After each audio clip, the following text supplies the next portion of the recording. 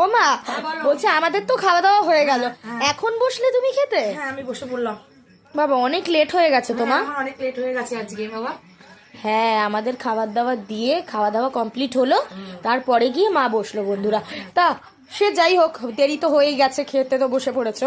তা কি দিয়ে খাওয়া দাওয়া করছো বলো? দিয়ে খেয়েছো, আমি তাই দিয়ে খেয়েছি, কিন্তু হ্যাঁ দেখো একটু দেখাতে তো হবেই। হ্যাঁ এই যে বেতো শাক করেছি দেখো। আরে সাবাস। বেতো শাক, হ্যাঁ ডালের বড়া, ডালের বড়া করেছি কিন্তু। বাহ, শীতকালে এই বড়া টড়া খুব ভালো লাগে। টমেটো দিয়ে ডাল করেছি, আর ডিমের ঝোল করেছি, পাতলা করে ঝোল করেছি।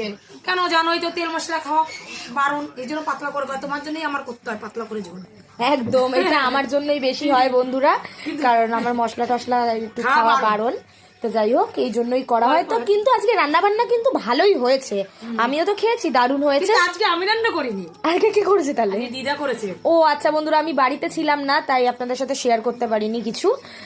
আর দেখতেই পাচ্ছেন মা তো এখানে খাওয়া দাওয়া শুরু করে দিয়েছে। আর কি কি হয়েছে সেইটা আচ্ছা খেয়ে বলো। আমো দিদা আজকে খুব ভালো রান্না হয়েছে, ভাতটা তো হেভি হয়েছে, অনেকদিন পর খেলাম। নিজের রান্না খাতো, আজকে দিদা রান্না খাতো।